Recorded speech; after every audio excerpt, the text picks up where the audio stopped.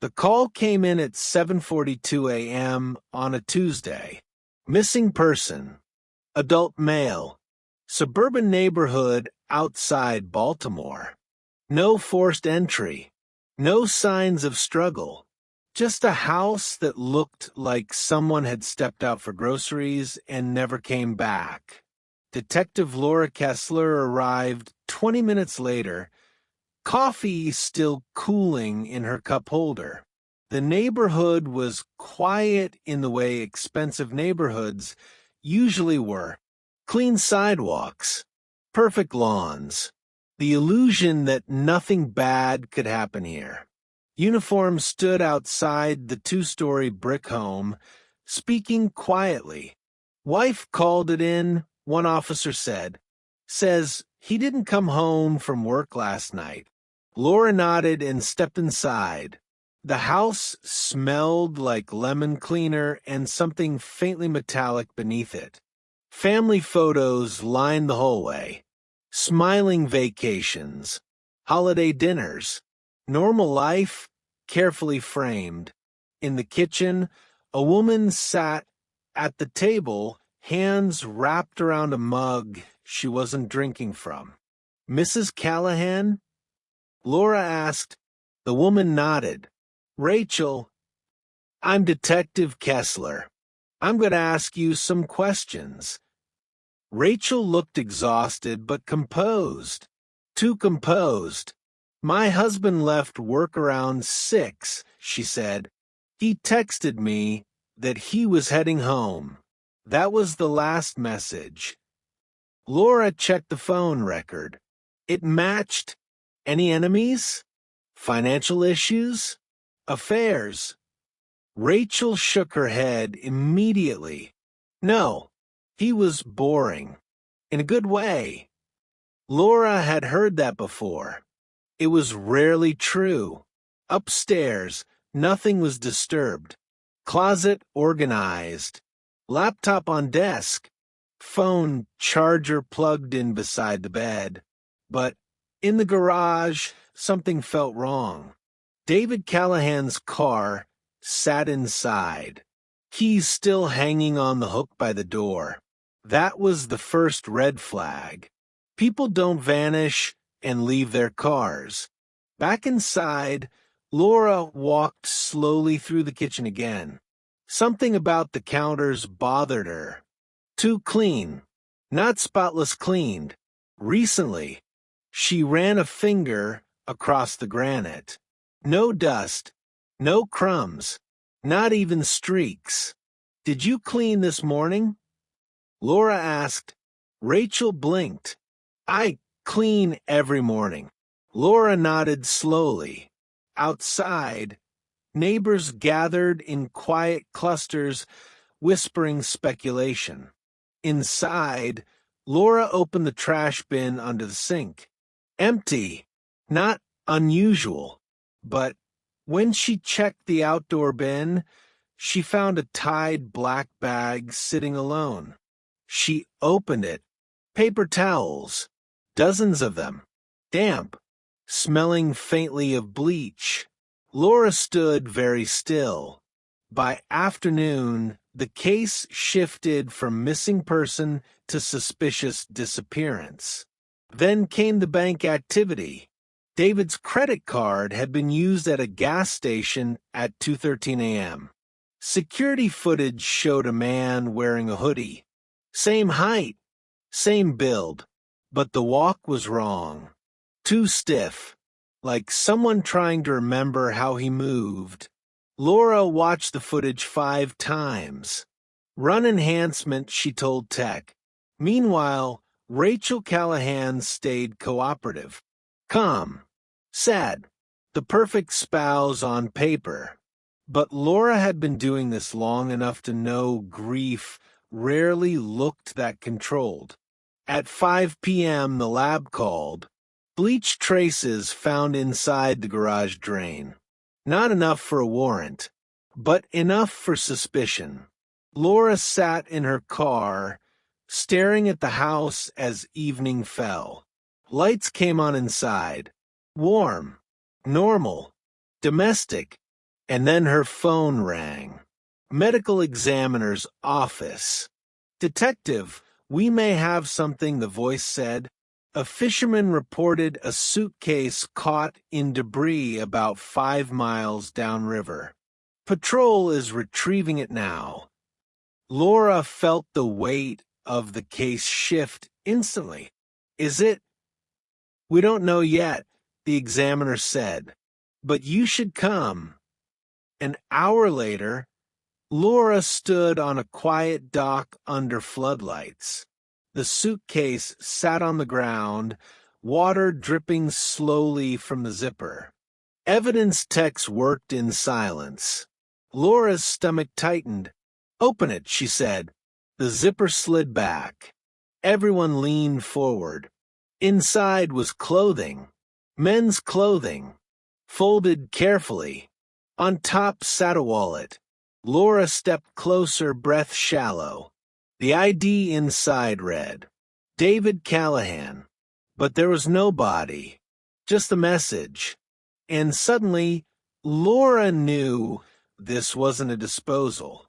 It was a warning, because someone wanted them to know he was gone, and wanted them to wonder why. The suitcase didn't smell like death. That was the first thing Detective Laura Kessler noticed. Just river water. Wet fabric. Cold air. But no decomposition. No biological trace strong enough to suggest a body had ever been inside. Whoever left it there wanted the police to find it, and wanted them to believe they were already too late. By midnight, the forensic team finished preliminary scans. No blood inside the suitcase. No tissue. No hair. Just carefully folded clothing, David Callahan's wallet, and something else tucked inside the lining. A phone. Older model. Power still intact. Laura held it with gloved hands, pulse steady but sharp in her ears. "Get this to digital," she said. At 2:17 a.m., she was standing inside the digital forensics lab, watching a technician bypass the lock screen. The phone powered on. 3 missed calls, all from Rachel, and 1 saved video file, time-stamped 2 days before David disappeared. Laura pressed play. David Callahan appeared on screen, sitting in what looked like his home office. He looked tired, unshaven, eyes constantly shifting like he expected someone to walk in at any moment.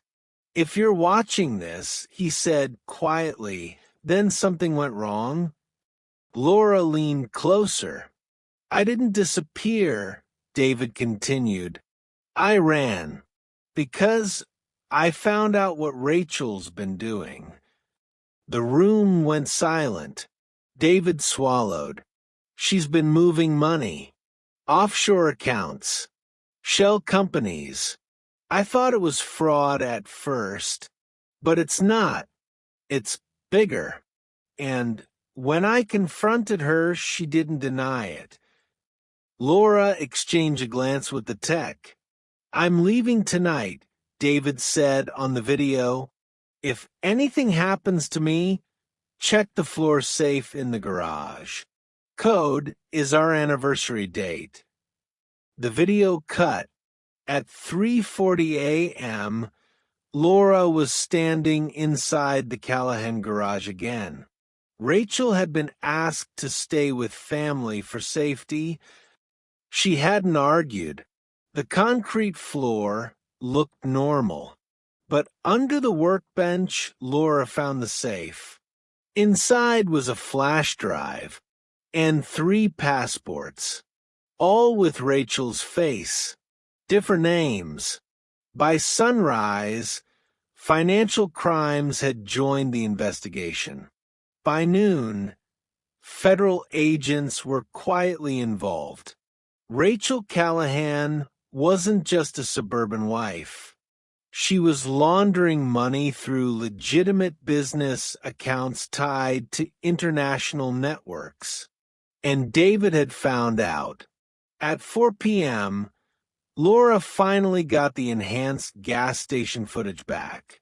The man using David's credit card wasn't David. It was Rachel. Hair tucked under a cap. Walk stiff. Trying to mimic his posture. Trying to buy time. They picked her up at her sister's house. Rachel didn't cry. Didn't panic. Didn't ask why. She only asked one thing. Did you find him? Laura studied her face carefully. No, she said. But we found enough. Rachel smiled. Not relief. Not fear. Something colder. 2 days later, divers searched the river where the suitcase was found. Nothing. No body. No weapon. No sign David had ever been there. Then the second suitcase surfaced, 20 miles downstream. Inside, rocks, and one handwritten note sealed in plastic. Laura read it twice, then a third time. It was in David's handwriting. If you found this, I made it out. I couldn't go to police. They're too connected. She isn't the top. She's the door. Rachel was charged with financial crimes, fraud, and obstruction. But not murder, because there was no body. And now, possibly no victim. 6 months later, Laura stood in the evidence archive room reviewing cold leads when her desk phone rang. Unknown number. She answered. Silence. Then breathing. Then a voice she recognized instantly. Detective Kessler, David Callahan said quietly, "You were the only one who got close." Laura didn't speak. "I can't come back," he said, "but you were right about one thing." "What?" she asked. "This didn't start with my disappearance," he said, "and it won't end with Rachel." The line went dead. Laura stared at the phone for a long time, because she finally understood. The case that started with a missing husband was never about a missing husband. It was about the system he tried to escape. And somewhere, far away from the river, where everyone thought his story ended, David Callahan was still alive, watching, waiting, and staying exactly where the people who wanted him gone could never find him. If this case stayed with you, remember some disappearances aren't failures of investigation. Sometimes they're the only way someone survives. And if you're drawn to crime stories where the truth is buried deeper than the evidence, subscribe. Because the next case might be even darker.